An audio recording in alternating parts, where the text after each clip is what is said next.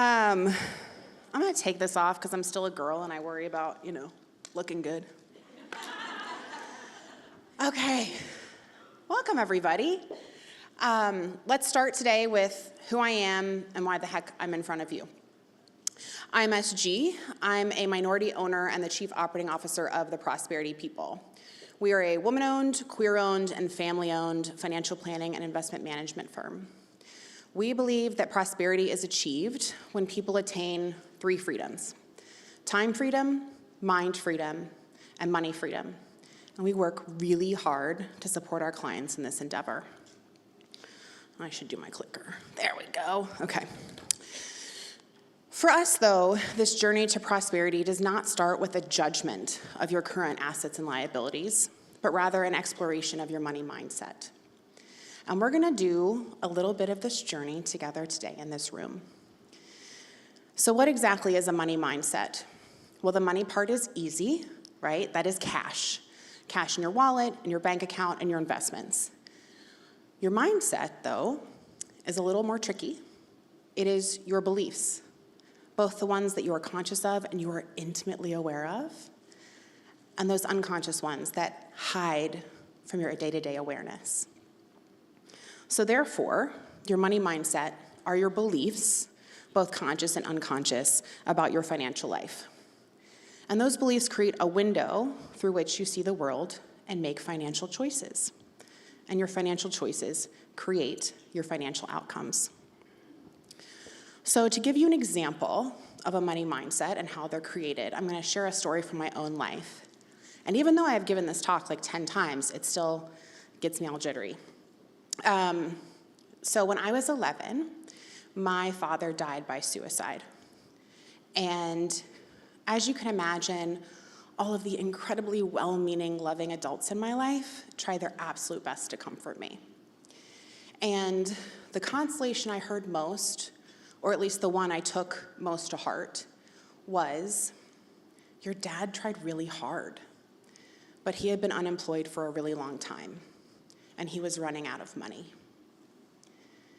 Can you imagine what an 11-year-old would make up about that? The idea that the person you thought loved you most in this world would leave over something as trivial as money. So I came to believe that money and love are inextricably linked, and any child of divorce knows what I'm saying here. Buying love is possible, right? So here I am, 11, with a newly minted mindset, firmly rooted in 2 beliefs. 1, money buys love. And 2, money is literal life. And so I share this story not for the pity. I mean, I will totally take it if you're offering it. But I'm asking you all to be really vulnerable here. And so I needed to start, right, creating space for that. Because let's face it, most of you would rather divulge the intimate details of your sex life than to talk about how money shows up and moves through your life, right? So the Prosperity People, back to business, the Prosperity People has been around for about 30 years.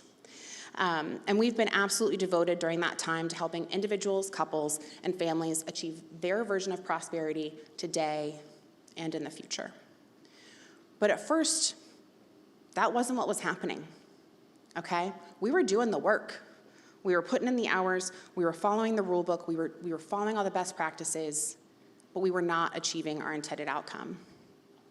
We'd sign a new client, we'd listen to their problems, we'd inventory their financial life, we'd go back into our office, put all those numbers in a spreadsheet, and come back to the next meeting ready to share all of the solutions we had for how to change their life.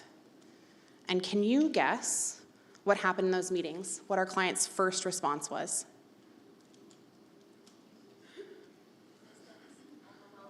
Yes, right. So, initial ones. That won't work for me, right? You don't understand me?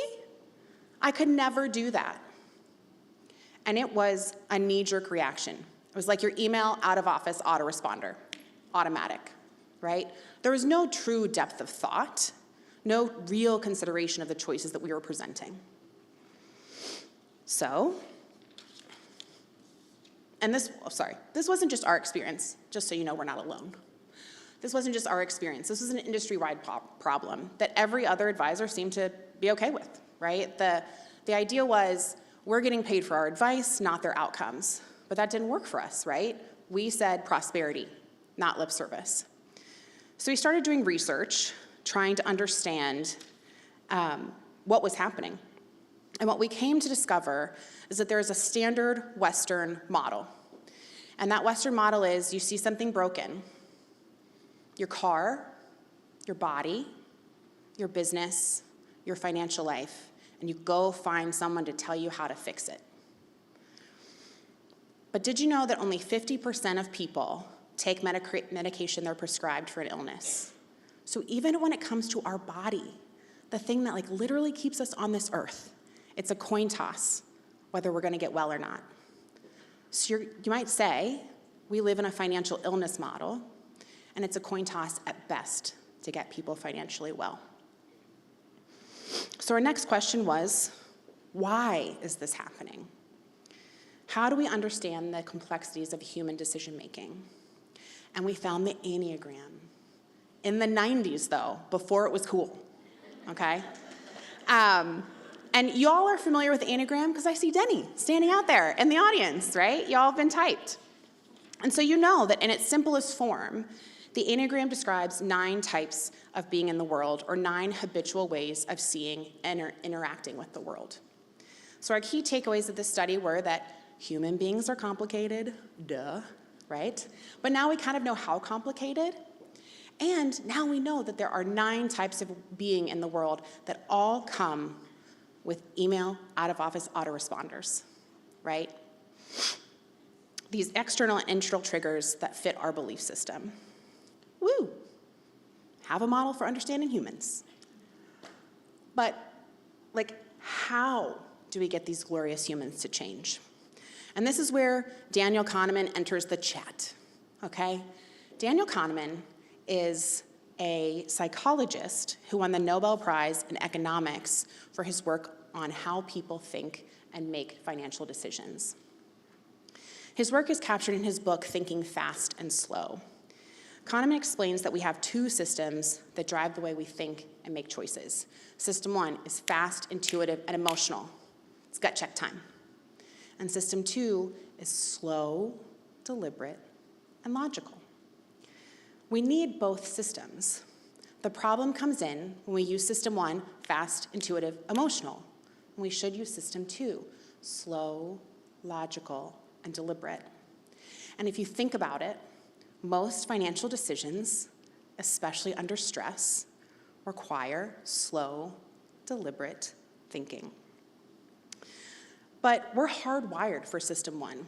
According to the Decision Lab, people make 35,000 decisions a day.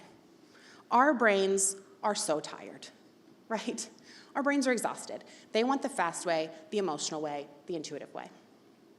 But this is what's limiting our choices. We bypass our natural ability to dig deeper and logically think about what we need to be doing. So now that we knew what we were up against, what were we gonna do? Were we gonna refer all of our clients to therapy, right, to solve their thinking systems? That's like a really crappy business model. They would never come back, right? So how do we get them to break out of their mindset? How do we get them to move from habit to choice? So our founder has this great quote I want to share with you, and that is that no single financial choice is guaranteed to change the trajectory of your financial life, but any single decision can. Choice is our most precious gift. Your results come from the choices you make. But as I said in the beginning, your choice is limited by your mindset. So it's your turn. Today, you're going to spend a little time discovering more about your personal system 1 as it relates to money. Your mindset or beliefs influence your relationship to money in every moment. Whether your beliefs are conscious or unconscious, they are framing and limiting your choices. The more you understand about your choices, the more freedom you have. So we're going to be some basic Bs, and we're going to journal. So you should have the journaling handout. Does everybody have the journaling handout? No. Cool. So does everybody have something to write on and write with? Nice. Okay, see, we can get through this. And thank God I put them in my slides, y'all. This is fantastic. So we will send out afterwards the full journal, because there are a couple other questions in there that you might want to explore. But for right now, we're going to take 6 to 7 minutes for you guys to write. And what I want you to explore are these 4 questions. So 1, when were you first aware of money? And what are your most vivid money memories? 2, who controlled the money in your household? And was there a feeling of abundance or limitation? 3, how is your current approach to money influenced by your early experiences? And 4, what is your current relationship to money?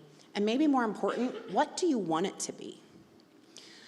So like I said, we're going to take 6, 7 minutes to do this journaling. During this time, don't judge what comes up, right? Just write. And most likely, there will be some feelings that come up too. So acknowledge those, take note of those.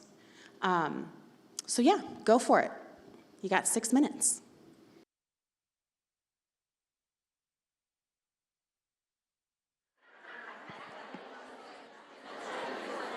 It is always dangerous to let women start talking amongst themselves when you're presenting.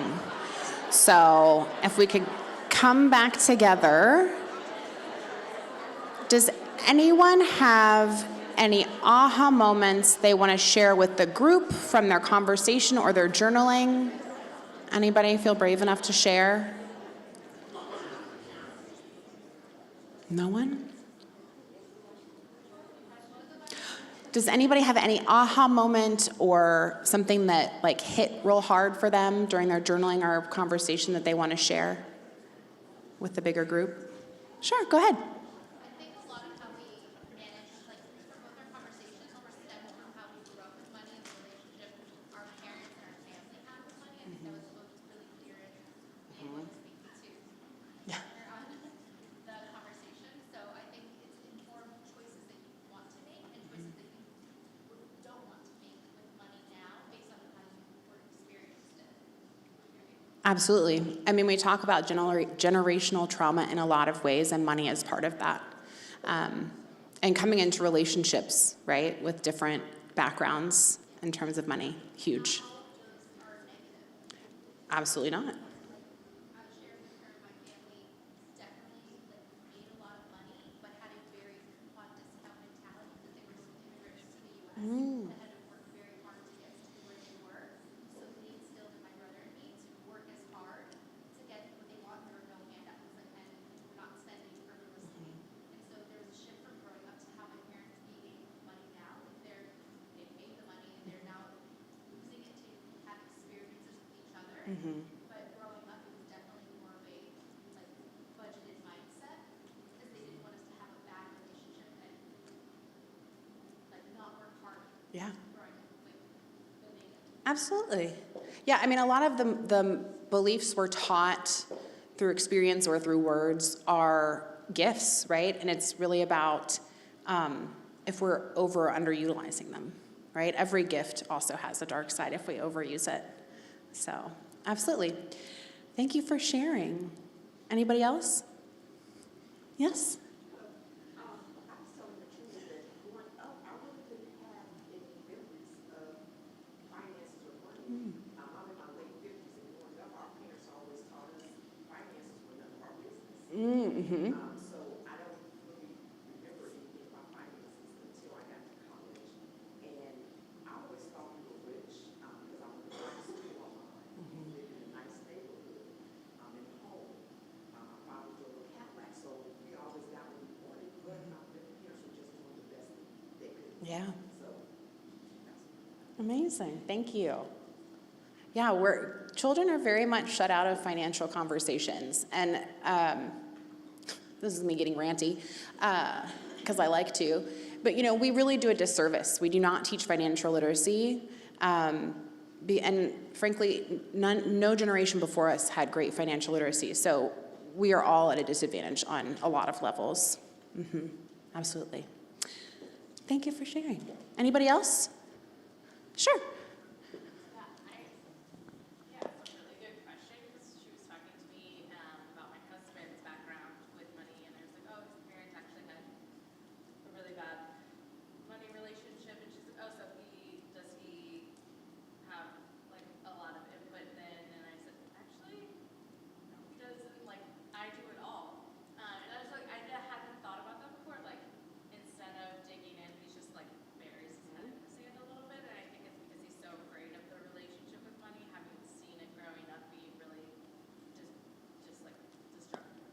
Absolutely. Yes, thank you for bringing that up. I find that people have two different ways they look at their financial data. They're either ostriches, your husband, right? Head in the sand, it's too scary, I can't deal with it. Until I get a notification that I've overdrawn, I'm not looking. Or they're archaeologists, right? Sifting through the sand for like every little piece. And none of us have really figured out how to be in the middle, get enough data to feel safe, and not too much that we can still make good decisions and not get in the weeds. Thank you for sharing that. Okay. So, after this small journaling session, oh good, I'm remembering my slides. After the small journaling session, you might feel a little bit like we did back when we were trying to break out of this financial illness model, right? I've got a little bit of awareness, but how does the change actually happen? How do we build a bypass around System 1? Because honestly, as long as I, as your advisor, am up against System 1, I'm gonna lose. Like, we're gonna lose. Because clients are going to continue to use their habits of thinking, feeling, and behaving to sabotage themselves. And the path from reaction to choice showed up by sheer coincidence one day. A client came in with a problem, like they do when you're an advisor. But instead of jumping to all the solutions, all the tools, we just step back and we ask some really simple questions, right? Like, what are you trying to accomplish? What are your goals? What is your intent?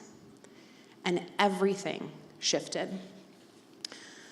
Because we had asked them about their goals, we had wandered into System 2 together, right? And during the conversation, they would actually answer their own questions a lot of the time, but not from their habitual reactive place, but from a place of slow, logical, deliberate thinking. So we had found the secret sauce: intention. At the beginning of our time together, I shared that I have two strongly held money beliefs.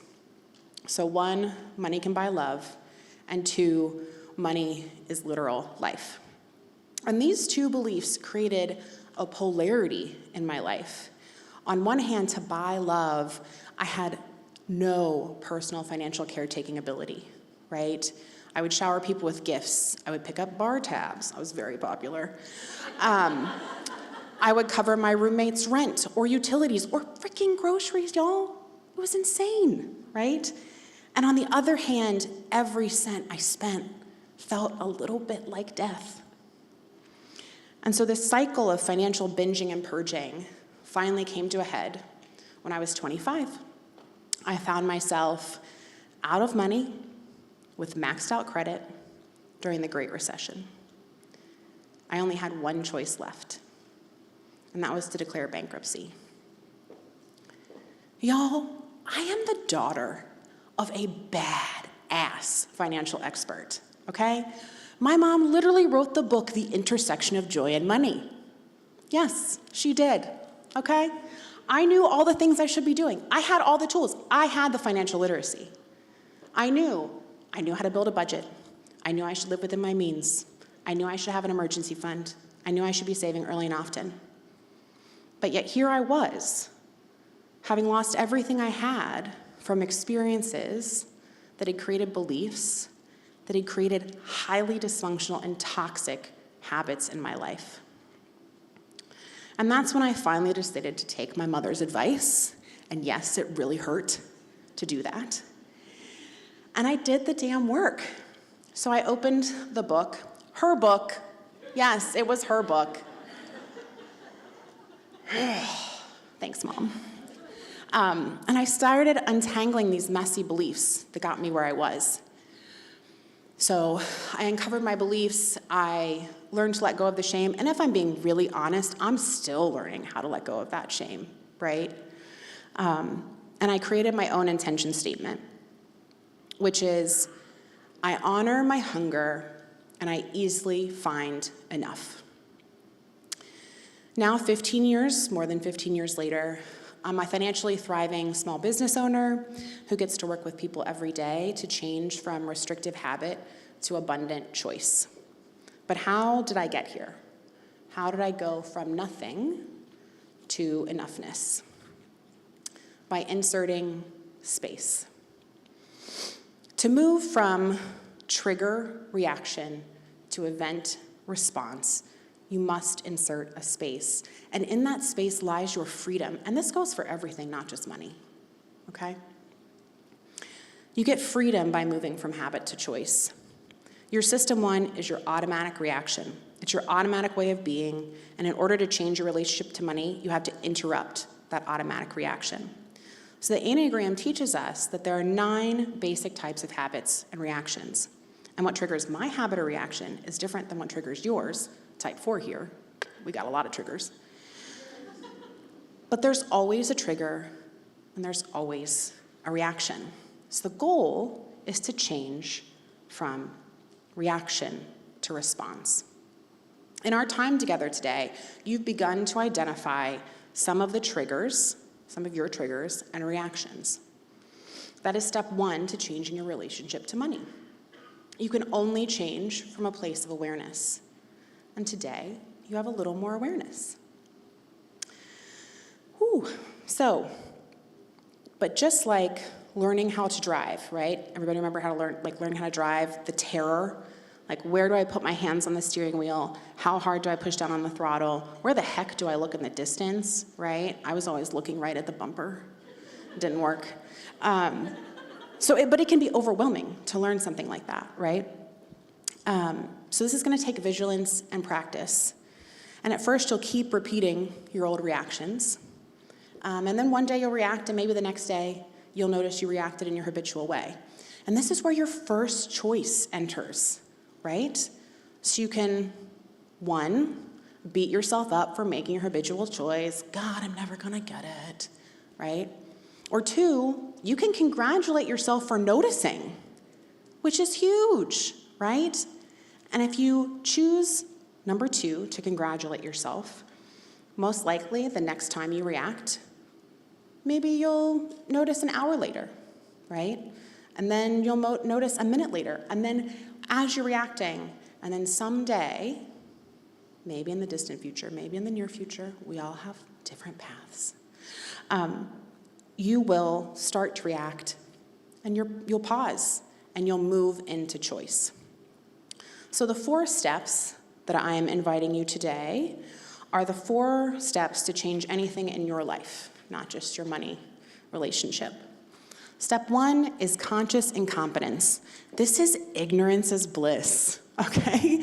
This is where we're complaining to our friends that we keep doing the same thing and getting the same results, and we have no idea why. We're miserable, but we're kind of happy. Step 2 is conscious incompetence. This is the worst part, at least for me.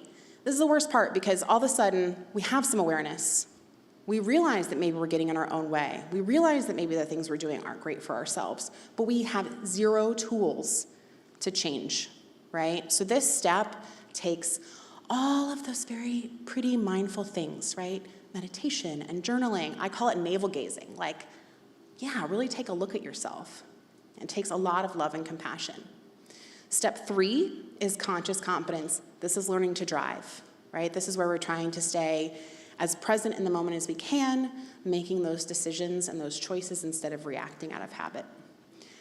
But at some point, we're gonna practice that over and over, and we're gonna move to unconscious competence, where we've practiced enough, we've been mindful enough, we've been intentional enough that our old habit of reaction changes to a habit of choice. But I have to tell you, unfortunately, this work is never done. I am still peeling the stinky old onion, okay? It never lets up, which for some of us is fun. So as your layers come up, be kind and loving with yourself at every layer. Before we close, I do also want to say that I think this is really important to tell women that in our country, we sell wealth like we sell thinness, okay?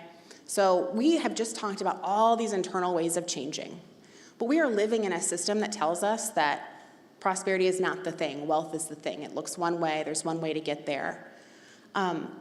So what I love about all of us doing this work is that we can start changing the structures too. So just like we're all trying to untangle all this stuff about wellness, we can all start untangling all of this stuff about wealth.